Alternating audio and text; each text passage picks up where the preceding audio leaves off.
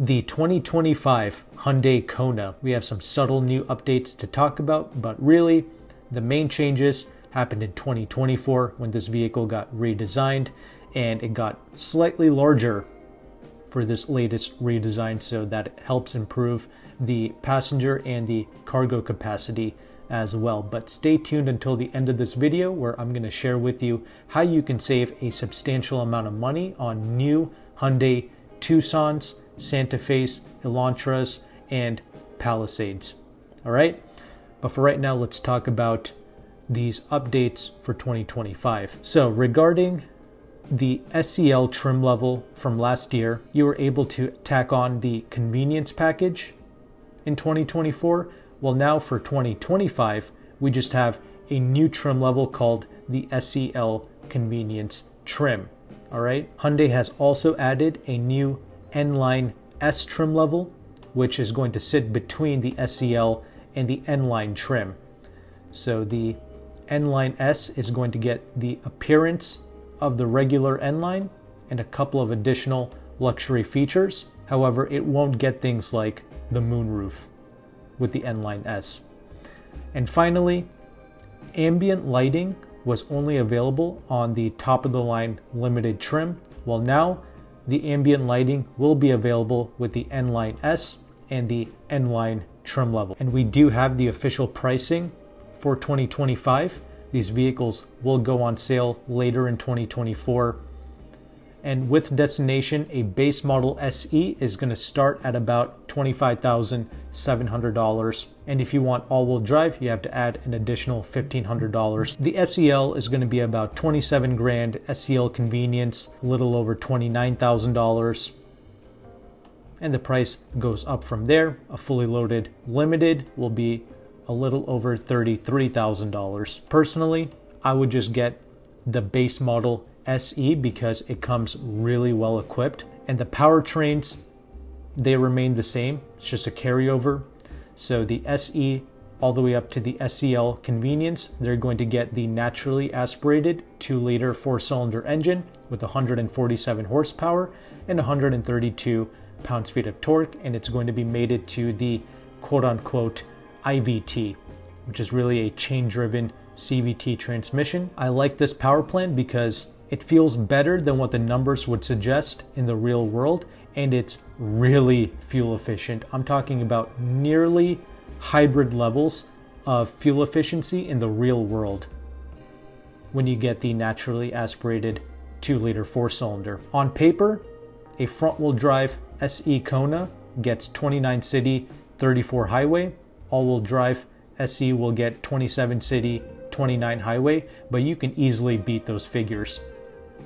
And if you go with the N-Line models and up, including the limited, you're going to get the 1.6 liter turbo 4-cylinder with 190 horsepower and 195 pounds-feet of torque, and that's going to be mated to an 8-speed automatic transmission. And the fuel economy is still decent with the turbo, at least on paper, but I know for a fact the NA motor is going to be more efficient, and it's just a more simple and more pure engine as well that I think most families can appreciate. But yeah, a base SE for about $25,700. It comes really well equipped and has all of the important safety features like blind spot monitoring and rear cross traffic alert as standard. And you get a whole bunch of other useful safety tech features as well. Plus you get 17-inch wheels, a 6-speaker audio system, keyless entry, and you get a 12.3-inch infotainment screen with wireless Apple CarPlay and wireless Android Auto. So that's really everything you need for an economy car, and the less you pay, the better for these types of economy vehicles. But if you want things like the SEL, it's going to get slightly larger wheels, 18 inches, and you get heated side mirrors, rear privacy glass, a power driver's seat with a leather-wrapped steering wheel. Yes, those are nice things to have, and if you want, you can certainly pay up for it. And the SEL convenience will get you some additional safety tech features, as well as heated seats, a digital 12.3-inch gauge cluster, a wireless phone charger, etc. But again, I would either stick with the SE or with the SEL to save the maximum amount of money. and maybe invest the additional $1,500 into the all-wheel drive system. But that's really everything you need to know regarding the 2025 Kona. As promised before, here's how you can save a substantial amount of money on new Hyundais. There is a broker by the name of AutoCompanion. He is one of the largest brokers in the United States, and his partner dealerships in the Washington, D.C. area, they are offering some great discounts on the Tucson, the Santa Fe, the Elantra, and the Palisade. For whatever reason, he is not advertising any Kona deals, but personally, I would maybe consider just going with a base model SE all-wheel drive Tucson. Slightly larger vehicle, great discounts, and pretty good lease programs as well. AutoCompanion also has a free leasing calculator which shows you the interest rate of a lease, the residual values, and the incentives that you can qualify for in your local area. So whether you are financing, paying cash, or leasing, you should use this calculator to see what incentives you can get, because incentives stack on top of the dealer discount. On a base SE all-wheel drive Tucson, he is offering 11% off MSRP. And depending on your zip code, when you lease these vehicles for 2 years, you can get like an additional $2,700 lease cash, which again stacks on top of the discount.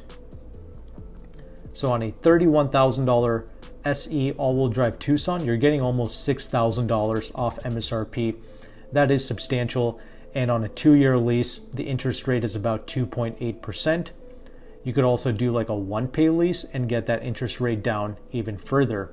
And after 2 years, if you like the vehicle, I would just consider paying cash and buying out the vehicle, which would be the $18,800 residual amount. So that's a great way to essentially have an extended test drive with the vehicle. And you can see how it performs, if it's a good fit for you and your family, and at the end you can just buy it out and you were able to drive a new car for not that much money for the first 2 years.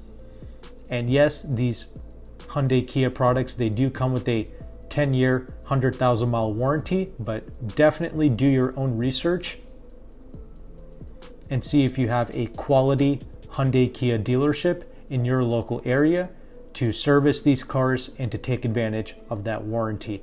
Anyway, if you want to work with AutoCompanion, he is able to ship the vehicle nationwide. However, that's something you have to pay extra for, and he does charge a broker fee to access his deals. However, if you sign up with my affiliate link in the description box below, he will take some money off of his broker fee. And keep in mind, leasing programs, finance rates, incentives, all of these things, they change every month, and AutoCompanion's calculator will also update every month. So hopefully you appreciate this knowledge, this information, and these resources. If you did, make sure to like and subscribe. And if you're an owner of one of these vehicles, let us know your thoughts in the comment section below. Thank you again for watching. Take care and goodbye.